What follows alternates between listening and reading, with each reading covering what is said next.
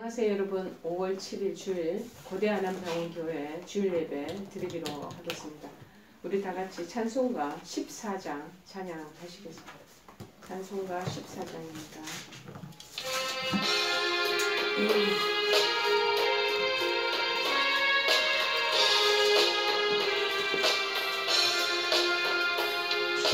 우리 하나님 하늘에 계시는 온 천하 만민주 앞에 찬송하네.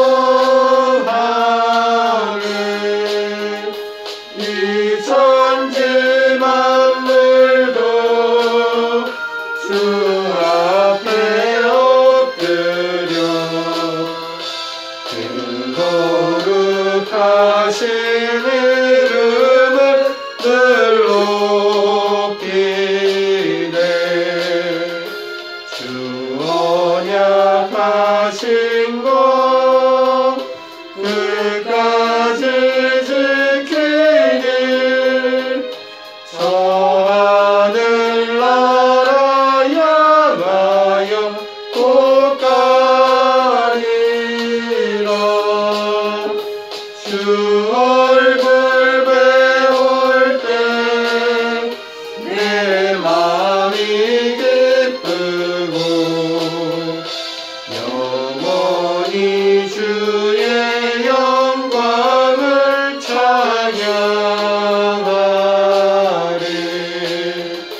땅의 왕 되신 주 하늘에 계시는 이 세상 죄악에 계신 구주 예수. 저 천군 천사들 주 옹이하고서 우성도 함께 영원히 늘 섬기네.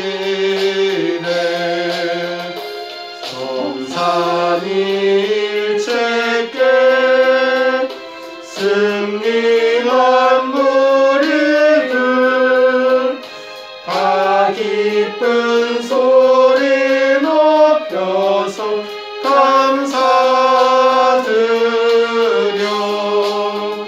창조주 하나님 내 주님 되시니 주 앞에 나도 엎드려 경배하네. 아멘. 우리 다같이 사도신경으로 우리 신앙을 하나님께 고백하시겠습니다. 전능하사 천지를 만드신 하나님 아버지를 내가 믿사오며 그 외아들 우리 주 예수 그리스도를 믿사오니 이는 성령으로 잉태하사 동정녀 마리아에게 나시고 본디오 빌라도에게 고난을 받으사 십자가에 못 박혀 죽으시고 장사한 지 사흘 만에 죽은 자 가운데서 다시 살아나시며 하늘에 오르사 전능하신 하나님 우편에 앉아 계시다가 저리로서 산 자와 죽은 자를 심판하러 오시리라. 성령을 믿사오며 거룩한 공회와 성도가 서로 교통하는 것과 죄를 사하여 주시는 것과 몸이 다시 사는 것과 영원히 사는 것을 믿사옵나이다. 아멘.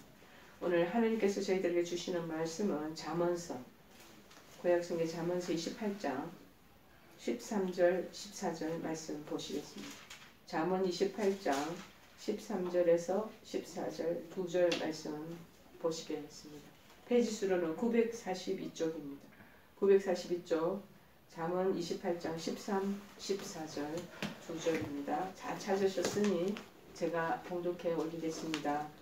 자기의 죄를 숨기는 자는 형통하지 못하나 죄를 자복하고 버리는 자는 불쌍히 여김을 받으리라. 항상 경외하는 자는 복되거니와 마음을 완악하게 하는 자는 재앙에 빠지리라. 아멘. 회개는 어떻게 해야 합니까? 회개는 어떻게 해야 합니까? 라는 말씀의 제목입니다. 오늘 13절에 자기의 죄를 숨기는 자, 그리고 형통하지 못한다고 그러죠. 그런데 죄를 버리고 자복하고 버리는 자는 불쌍히 여김을 받는다 라고 말합니다. 여기서 죄를 숨긴다는 것은 하나님께 죄를 고백하고 회개하지 않는다는 의미와 함께 그 죄악된 행위를 자꾸 의도적으로 그렇게 그것을 토로하거나 밝히 노출시키지 않으면 자꾸 그 죄 속에 빠져서 그거를 즐겨하고 숨어서 즐긴다는 거죠. 그래서 자꾸 고백하라고, 그래서 회개하라고 말씀하고 있는 것입니다. 이렇게 자신의 죄를 숨기는 자는 스스로 우리는 누구 인간들이 다 양심을 가지고 있거든요. 하나님 주신 천년에 우리에게 주신 이 죄악성에 대한 것들을 점검하는 거 어찌 보면은 저는 그게 기간이다 생각이 들거든요. 아무도 몰라요. 하나님하고 그 사람 자신 당사자들만 알 수 있는 곳이 우리의 양심이에요.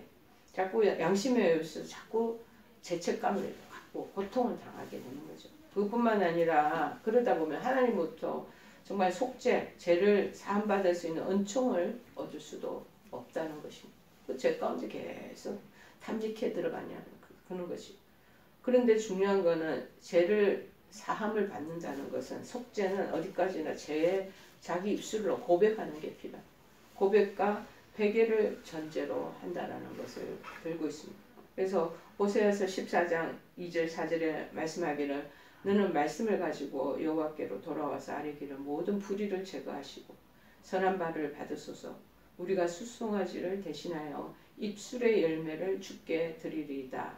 입술을 우리가 고백하고 인정하고 제가 이마이마한 죄를 솔직하게 시인합니다. 하나님, 제가 너무 어리석었습니다. 다시는 이 일에 제가 가담하거나 즐겨하지 않겠습니다 하고 나는 하나님이 저를 도우시기를 원합니다. 그러면서 그 회개의 영역 안에 들어와야 된다는 것입니다.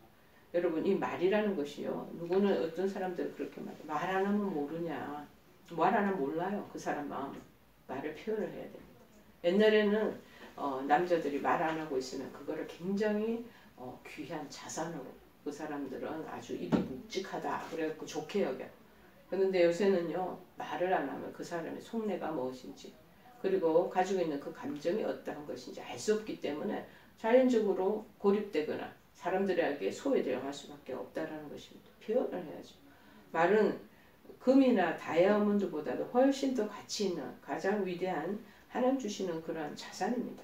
이 바른 말, 이 바른 말씀만이 우리의 삶과 상황을 바꾸어주고 영원한 승리를 가져다 줄 수 있다라는 것입니다. 하나님 말씀이 성경 말씀이잖아요. 자, 이 말씀이 우리를 이끈다는 거죠. 누구든지 이 진리, 말씀 안에서 진리를 이해하고 그 안에서 정말 기능하는 사람은 삶을 다시 재창조해 나갈 수 있다는 것입니다.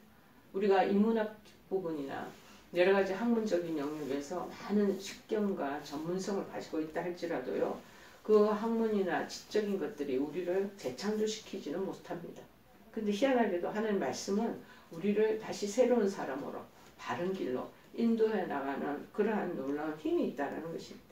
그런데 우리가 읽고 존경하는 모든 위대한 인물들, 그러한 사람들은 이러한 말씀으로, 하나님의 말씀으로 다 지어졌다는 것입니다. 다윗을 새롭게 재창조하고 일으켜 세운 것은 무엇입니까? 바로 말씀이 아니겠습니까? 다윗이 골리앗을 상대로 이길 수 있도록 도운 것은 무엇이었습니까? 다른 사람들은 이렇게 말씀하시거든요. 그 사람 가지고 있던, 다윗이 가지고 있던 5개의 매끄러운 물맷돌이 있죠 라고 대답할 수도 있습니다. 아닙니다. 무엇보다도 말씀이 그 다윗을 힘있게 했고, 그 말씀을 의지했던 다윗이 그 장수 골리앗을 무너뜨릴 수 있었다는 것입니다. 그는 돌을 집어들었을 때 집어들면서 말씀을 의지했던 것이 우리 사무엘상 17장 45절에 보면 나옵니다.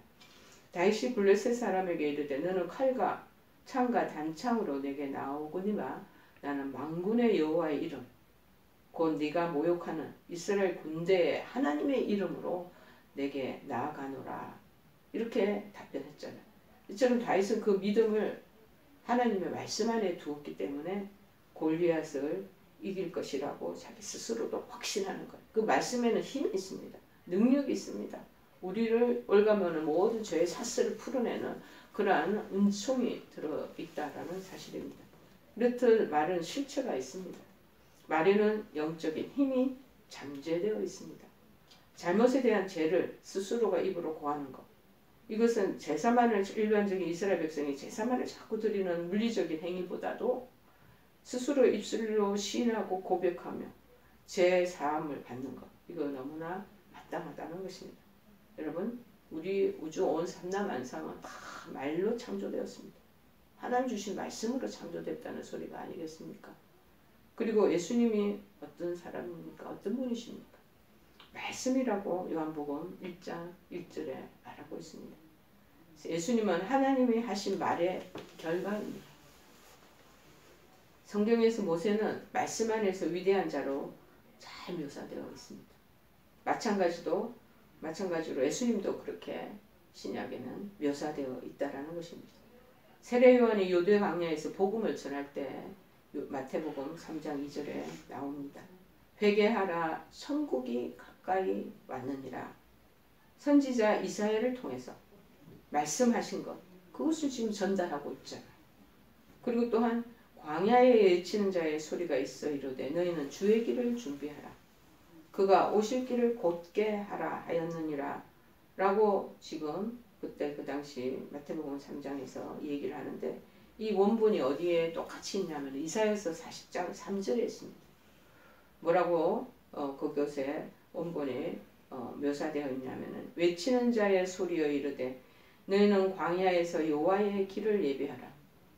사막에서 우리 하나님의 대로를 평탄케 하라. 그러고 얘기하잖아요.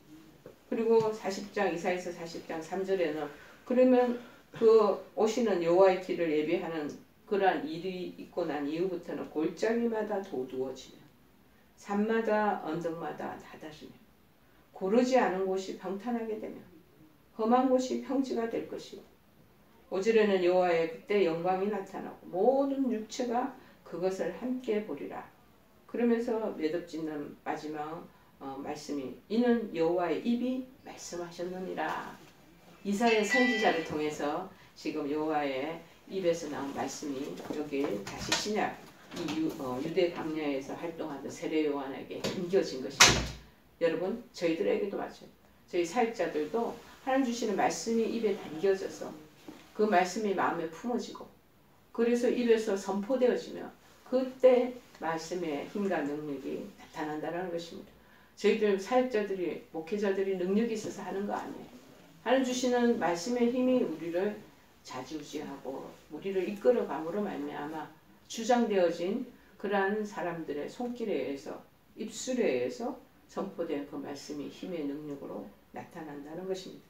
이때와 온 예루살렘과 유대와 요단과 사방에서 백성들이 다 요한에게로 몰려들기 시작합니다.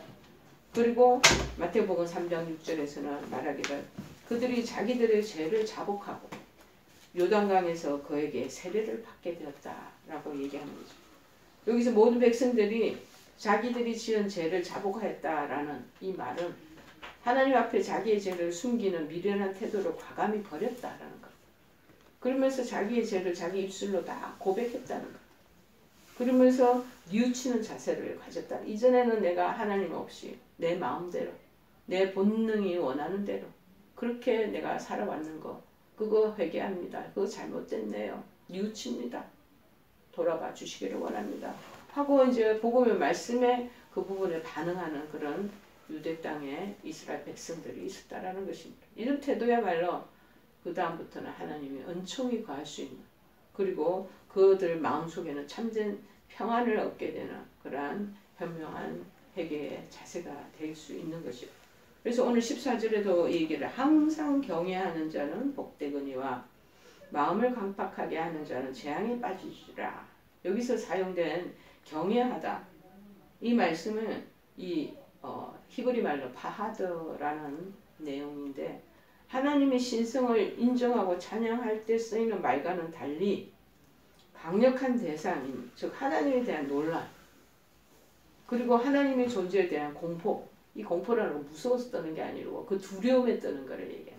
그거를 영어로 awful이라고 얘기하는데, 그 죄에 대한, 자기가 죄를 가지고 있는 죄의 성정을 가진 본성을 가지고 있고, 우리가 늘 죄를 저지르는 그러한 크고 작은 죄를 저지를 수밖에 없는 인간의 그 한계가 있지 않습니까?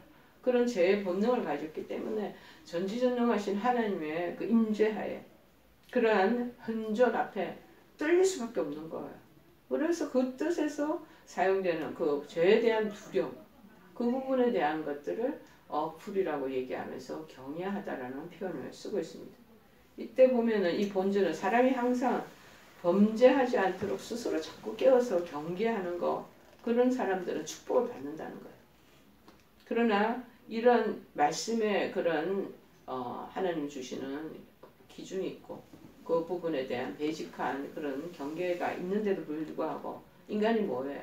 자기 욕심과 자기의 소유대로 막 살고자 하는 마음이 본능이 안에 막 있어요. 그래서 그 하나님 주신 훈계와 책망을 막 무시하고 자기가 원하는 임의대로 자꾸 살면서 강팍하게 행동하는 사람들, 이 사람들은 결국 죄의 올무에 빠지게 된다는 것입니다. 그래서 나중에는 공의로우신 하나님의 심판을 받게 될 것이다 라는 것을 오늘 14절에 얘기하는 거죠. 항상 경외하는 자는 경계심을 가지고 자기 스스로 조심하면서 하나님을 두려워하는 자는 복되다. 복되거니와, 그러지 않고 자꾸 완악한 사람들 뭐야? 내 방법으로, 내 자기의 길로 자기가 주장해서 살겠다는 사람. 그런 사람들을 우리가 영적인 관점에서 볼 때 완악하다, 강팍하다, 하나님 말씀 말 안 받아들이라고 그래요. 여러분, 사람이 언제가 가장 진실하나요? 인간이 가장 진실할 때는요, 죽음의 문턱에 딱 들어와 있을 때, 인생의 최후 순간에, 임종의 그 순간에 당면하게 되면요, 모든 사람들이 예외 없이 겸허하게 되는 것입니다.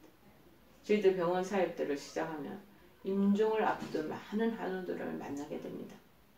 자, 이들이 평소에는 여러 가지 자기 주장도 많고 자기의 신념과 그리고 자기의 이념과 가치관과 그리고 이 세상이 원하고 기뻐하는 그러한 원칙과 그러한 법도대로 따랐다면 죽음의 순간에 다가오면 점점점 그러한 부분에 대한 쟁점을 내세우는 것보다도 그냥 자기 자신이 그냥 아무것도 아니라는 존재를 인정하며 말이 없으시는 거죠.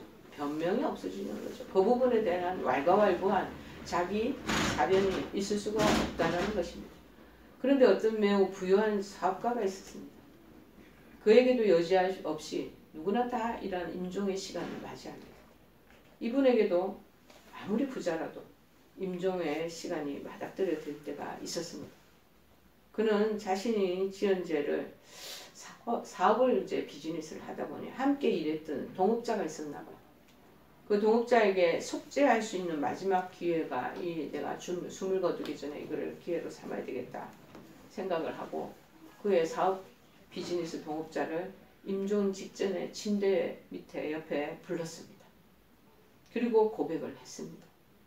자기가 동업자 몰래 같이 동업을 하게 되면 사업을 하다가 얻어지는 수익이나 얻어지는 모든 결과에 대해서 두 분이 다 2분의 1로 동업을 했으니까 나눠야 되지 않겠어요? 근데 이분이 이제 죽기 전에 막 그 부분에 대한 회의가 막 일어나고 너무 미안한 마음이 들고 용서를 구해야겠다는 생각이 드는 거죠. 그래서 당신 몰래 내가 2만 달러를 착복했다, 사업을 하면서.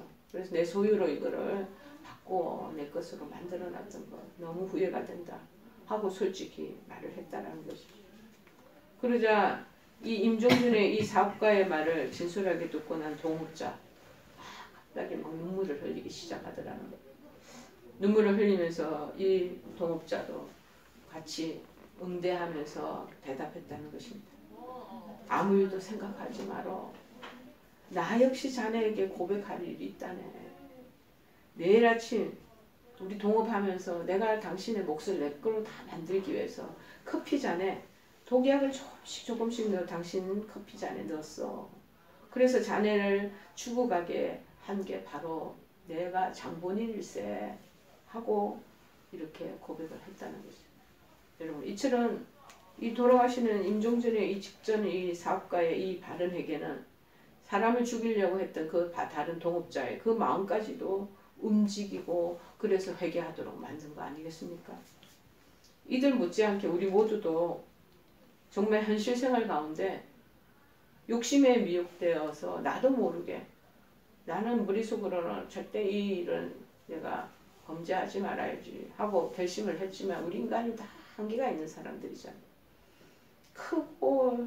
크든지 작든지 그런 죄를 다 범하고 있습니다. 종이 한 장 차에. 이런 가운데 놓여있는 우리는 믿음의 사람이 우리부터 그러면은 이러한 죄에서 벗어나도록 해야 되지 않겠습니까? 난 동시에 죄를 어찌할 수 없이 내가 필연적으로 지을 수밖에 없는 상황에 왔을 때 바른 회개란 어떤 것인가? 오늘 제목이니까 바른 회개를 할 수 있어야 할 것입니다.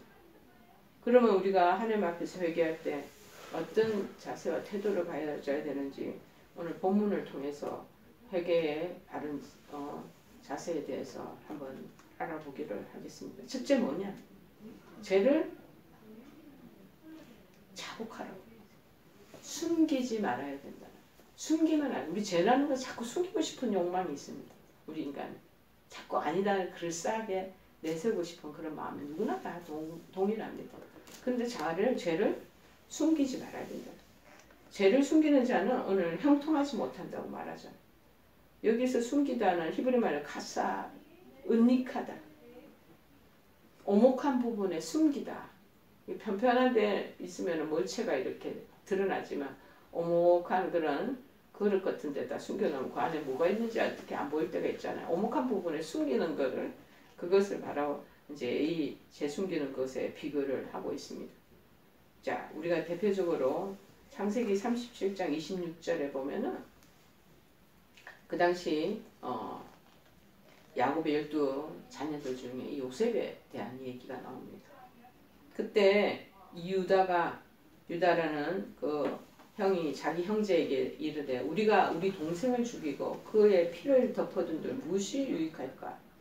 그러니까 요셉을 죽이려고 했던 그 형제들, 그들이 한 구덩이에 그의 동생을 던져놓고 은폐하려는 그들의 제약된 속성, 그 은닉하다라는 그때 이 단어가 가사라고 숨기고 그들을 막내 말제 이전에 있는 그 동생을 그 아버지가 너무 편애하다 보니 죽고 싶은 시기심에 막 활동을 하는 거예요. 그래서 죽은 채 죽임을 잔화를 살해를 못하고 그 깊은 구덩이에 그렇게 묻고 매장을 해놓지 않았겠습니까? 그러니까 숨기는 거예요. 자신의 죄들을. 함정을 판 후 거짓으로 위장하여 가리듯이 죄악을 자꾸 숨기려는 특성이 우리 인간에게 있다라는 거예요. 자, 그러나 이같이 죄를 숨기는 자의 결국은 자기 함정에 자기가 빠지듯이 결국에는 멸망의 나라 가운데로 떨어지게 된다는 것입니다. 왜냐하면 전지전능하신 하나님, 전지전능이라는 뜻이 모든 것을 다 간파하고 감찰하고 계신 하나님, 우리가 하나님이 개인 한 사람한테 그 심령, 그 마음속의 심보들을 왜 못 쳐다보시고 왜 못 헤아려 보시겠습니까? 자, 잠언 16장 2절에서 그래서 이렇게 얘기하신 내용이 나옵니다. 사람의 행위가 자기 보기에는 모두 깨끗하여도 여호와는 심령을 감찰하시느니라. 자, 이런 실지인데 인간이 어떻게 감히 이러한 속속들이 우리를 살펴보시는 하나님을 속일 수가 있겠습니까? 여러분, 신약 성경에 나오는 한 인물도 한번 우리가 거론을 해볼까요? 여러분 누구나 다 아시는 사도행전에 나오는 그 부부를 한번 떠올리기 바랍니다. 처음에는 선한 동기를 가지고 있었던 아나니아와 삽비라, 초대교회 때는 공동체 생활이었습니다. 공동의 재산도 전부 다 서로 나누고 그래서 공동의 유익을 위해서 사용했던 그때의 그 시절, 그때의 그 문화 정서였습니다. 그런데 이 아나니아 삽비라 제법 재산이 좀 있었나 봐요. 땅을 팔고는 그 땅 판돈 전체를 사도 베드로 앞에 내놓지를 않고 일부는 숨기고 일부만 우리가 이 땅을 판 그 소유 그 값입니다 하고 드러내는 거예요. 결국 이들도 사단이 그 마음에 들어가면 이렇게 되는 거죠. 돈에 미혹돼서 관찰하시는 하느님을 속이려 하다가, 그리고 결국에는 사람을 속이는 것은 하나님 속인 거라고 사도행전 5장에 사도행전 13장인가 그 내용이 나오거든요. 그래서 남편 죽고 그 이후에 아내가 또 마지막 시신이 죽어서 그 옆에 있는 사람들 매우 장사를 지냈더라 하는 내용이 나옵니다. 둘 다 죽게 되는 거, 하나님을 속이려다가 다 죽게 되는 거죠. 사도행전 5장 1장 6절에, 그래서 1절에서 6절 말씀이, 아나니아라는 사람이 그의 아내 삽비라와 더불어, 사도행전 5장에 나오는 내용이네요. 소유를 팔아 그 값에서 얼마를 감추매 그 아내도 알더라. 얼마만 가져다가 사도들의 발 앞에 두니 베드로가 이르되, 아나니아야, 어찌하여 사탄이 내 마음에 가득하여 네가 성령을 속이고 땅값 얼마를 감추었느냐. 땅이 그대로 있을 때는 내 땅이 아니며 판 후에도 내 마음대로 할 수가 없더냐. 어찌하여 이 일을 네 마음에 혼자 숨겨두었느냐. 사람에게 거짓말한 것이 아니요 하나님께로다. 아나니아가 이 말을 듣고 엎드려져 혼이 떠나니, 죽음을 당하는 거죠. 그래서 이 일을 듣는 사람들이 확 크게 두려워하는 거예요. 그리고 이제 주변에 옆에 초대교회 때 있던 젊은 사람들이 일어나 죽은 사람이니까 다 시신을 싸서 메고 나가 장사를 하게 되었더라. 그 내용이에요. 여러분, 이렇듯 아무도 모른다고 생각하는 그 일을 하나님은 알고 계신다라는 것입니다. 하나님은 자신의 죄를 은닉하고 숨기고 나는 죄 없어 하는 자는 하나님을 거짓말쟁이로 만드는 것이라고 이미 말씀하고 있습니다. 어디에서요? 요한일서 1장 10절에 언급하고 계십니다. 만일 우리가 범죄하지 아니하였다 하면 하나님을 거짓말하는 이로 만드는 것이니 또한 그의 말씀이 우리 속에 있지 아니하리라. 자, 여러분, 이제 하나님 앞으로 우리 겸허히 나와서 그의 말씀 앞에 겸허하게 서야 되지 않겠습니까? 이 세상에 죄짓지 않는 사람은 아무도 없다고 그렇습니다. 그래서 너도 나도 여러분이 가지고 있는 마음의 양심에 거리낌이 있는 부분들을 남김없이 다 하나님 앞에 고백하시기를 바랍니다. 그런데 시편 32편 1절에는요. 허물의 사함을 받고 그 죄의 가림을 받는 자가 복이 있도다. 오늘 이 본문의 말씀하고 똑같잖아요. 죄로 자복하고 버리는 자는, 죄를 자복하고 버리는 자는 불쌍히 여김을 받으리라. 그 허물이 있다는 거 다 하나님 앞에 고백하라는 거예요. 그래서 그 죄에 가지고 있는 그 붉은 그 어두컴컴한 그 올가미에서 너희네들 빠져나와라. 그러면 니네들이 이제 살 길이 열린다라는 것을 말씀하고 있는 것이죠. 두 번째는 뭐냐? 회개의 두 번째 속성이 죄를 버려야 하는 거예요. 죄를 숨김치 말고 회개하는 거 중요합니다. 그런데 입으로 자백하고 회개하는 것뿐만 아니라 한 단계 더 나아가는 단계가 있어야 된다는 거예요. 죄의 자리에서 완전히 벗어나야 돼. 이 본문은 죄를 자복하고 버리는 자는 불쌍히 여김 받는다고 말씀하시잖아요. 여기서 버리다, 이 히브리 말로 아자브, 이 의미는 뭐냐면은 짐승을 놓아주다, 속박에서 벗어나다라는 뜻이죠. 이 버리다라는 것은 이 짐승을 놓아주는 거 뭐예요? 이 붙잡힌 저 산속에 수렵꾼들이 올가미 매어놓고 짐승이 지나가다가 발에 탁 걸리도록 해놓잖아. 그런데 이제 그런 부분에 붙잡힌 그런 아기 짐승이나 이런 거는 놔줘야죠. 큰 뭐 멧돼지나 이런 걸 잡기 위해서 한 달지라도. 저는 이게 짐승 놔주는 것뿐만 아니라 낚시하는 분들도 그러더라고. 그거는 참 좋은 어떤 불문율이 아닌가 싶어요. 30cm 이하의 그런 물고기들은 다시 방생을 그냥 다시 바닷가에 넣어주더라. 놓아줘야 돼요. 그래서 그들이 어느 정도 크고 큰 몸덩치가 됐을 때 잡아서 인간에게 유익할 수 있도록 뭐 식욕으로 우리가 그렇게 먹을 수 있는 그런 상황을 만들지, 밑에 있는 잔잔한 것까지 다 그냥 받아들이고 죽이고 먹고 그렇게 하면 나중에 바다의 자원들 다 없어져 버리는 거죠. 이제 놓아줘야 되는 거야. 속박에서 벗어나는 거야. 그런데 우리가 제일 속박에서 벗어나는 게 뭐냐? 죄가 나는 이제 볼 것도 없다 그러고 그냥 그 죄를 그냥 아주 조그마한 식물이 동물이나 아주 30cm 미만의 그 고기, 미울처럼 이거 완전 버려. 내던져야 된다라는 것을 얘기합니다. 야, 사람이 한 번 죽으면 다시 살아나지 못하잖아. 한 번 놓아준 짐승을 다시 잡지 못하. 한 번 놓아주면 그 다음에 애들이 이제 산속에 막 혼비백산하고 자기 길을 막 떠나죠. 언제 잡을 길이 없는 거죠. 회개한 죄는 잡을 길이 없던 것처럼 완전히 영원히 버려야 한다라는 것입니다.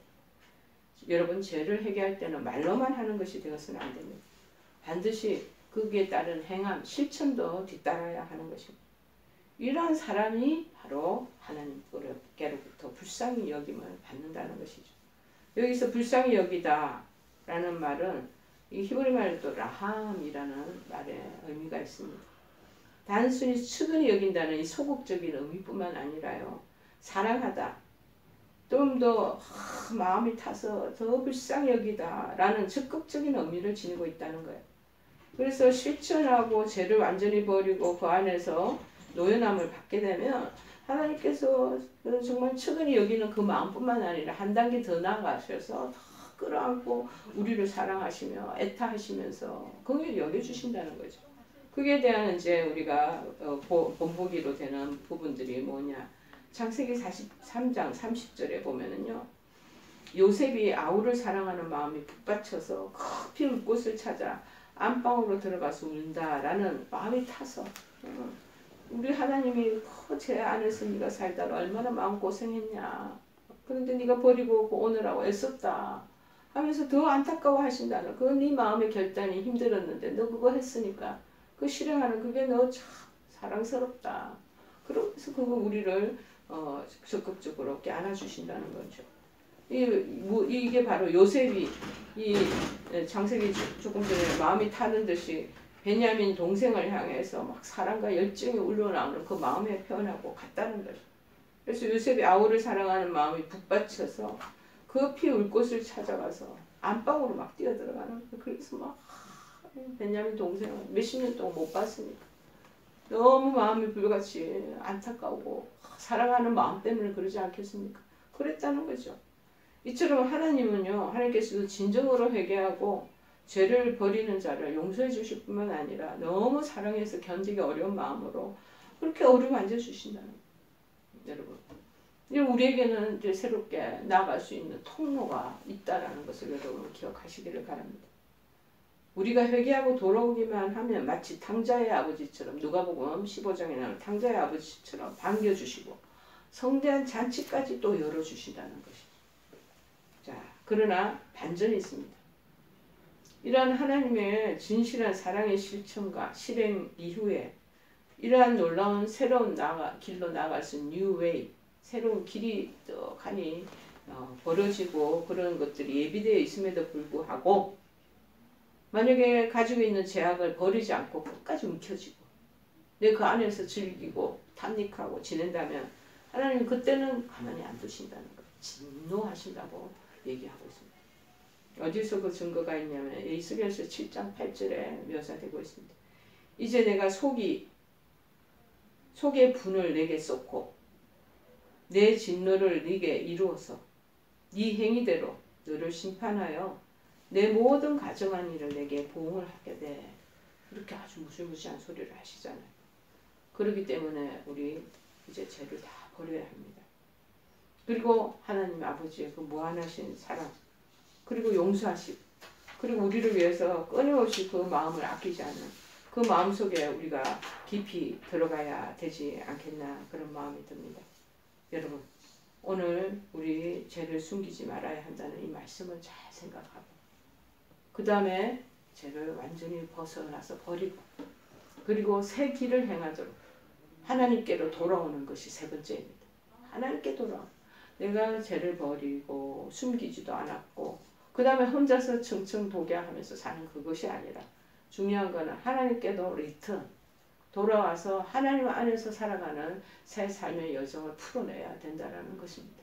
그게 바로 죄를 회개하는 것을 어떻게 해야 하나요? 전체적인 핵심 포인트라는 것입니다. 여러분, 우리는 지금 현대가 굉장히 죄 가운데 살 수밖에 없는 그런 정말 문명이 발달하고 그 그런 현대적인 기술이나 그런 편의가 넘치고 자본이 넘치는 그러한 시대에 살고 있습니다. 돌아보고 조금 마음을 허술하게 하면 다 죄지을 수밖에 없는 그런 여건과 환경이 우리에게 절묘하게 펼쳐져 있는 시대를 지나고 있습니다. 자, 그런데 그런 사람을 하나님께서 내치지 아니하시고 새롭게 우리가 정비하고 살아갈 수 있는 길을 하나님께서 열어놓고 계신다는 것입니다. 죄를 버리고 자복만 하라는 것. 버리고 그리고 하나님께로 돌아. 그렇게 한다면은 새 길을 내가 너에게 보장하고 복을 너에게 부어주고 형통의 길로 인도해 주시겠다고 약속하고 있잖아요. 근데 우리가 사람들이에요. 이렇게 하나님 주시는 이 보이지 않는 패턴이 있어요. 그런데도 불구하고 계속해서 자기의 죄를 붙잡고 하나님께로 끝끝내 돌아오지 않고 자기가 원하고 바라는 대로 살아가려고 애쓴다는 것이죠. 그러다가 이스라엘 백성을 한번 보십시오. 기회를 여러 번 주셔요. 하나님 참다 못해서 하나님 진노를 나중에는 불어 넣으시고 마침내는 이스라엘 백성들이 정말 광야에서 처음에 40년의 광야 생활하더니 나중에는 저 다른 나라에 끌려가는 식민지 생활 70년의 바벨론 포로가 되는 그 생활을 하게 되지 않겠습니까? 하나님은 인내가 많으시고 끝까지 참아내시는 분이시기도 하시지만 우리가 그 부분에서 절대적인 돌이킴이나 회개의 그러한 반성의 여지가 없으면 하나님께서는 결국에 그게 뜨거운 불을 뿜어내신다라는 것을 우리에게 말씀하고 계시는 거죠. 항상 우리에게 주시는 좋은 길을 하나님께서 우리에게 보여주신다는 것을 생각하며 회개를 어떻게 해야 되는가 하나님 주시는 이 마음을 잘 생각해 보시면서 아픈 여정 속에 계실 때 문제의 어려움 속에 당면하고 계실 때 우리는 자기 자신을 제일 돌아볼 수 있는 좋은 기회가 시간이 되는 것입니다. 여러분 그 시간을 생각하시면서 아무도 그 부분을 몰라요. 하나님하고 여러분 각각 개인의 1대1로 그 관계 속에서 그 부분들이 느껴지시리라 믿습니다. 느껴지시는 그대로 하나님 앞에 동의하고 자복하면 다시 축복받는 그러한 삶의 여정을 펼쳐나가시는 여러분 되시고 그렇게 좋은 또 치료도 일어나는 그런 하나님 주시는 완전한 회복을 여러분 누리시고 살아가시는 인생 되기를 바라겠습니다. 우리 찬송가 334장 찬송하시겠습니다.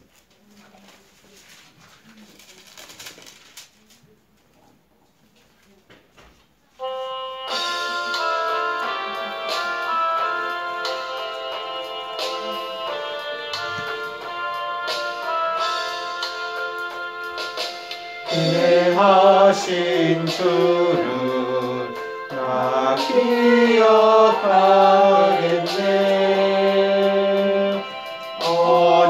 언약하신 대로 날 인도하시네. 저 단비와 같은 은혜 늘 내려주시니 크신 주의 사랑 날 구속하셨네.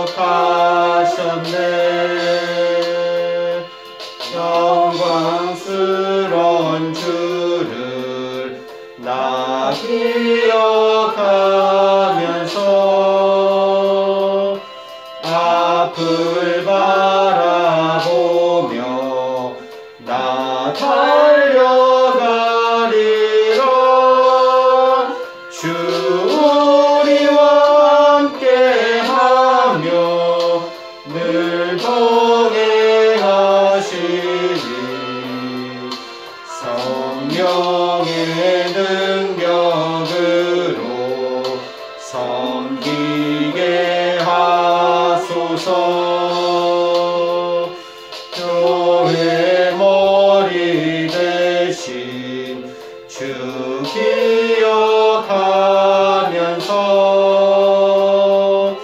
힘과 부귀 모두 나 주께 바치네. 참 충성된 종이 되어 그 길을 가면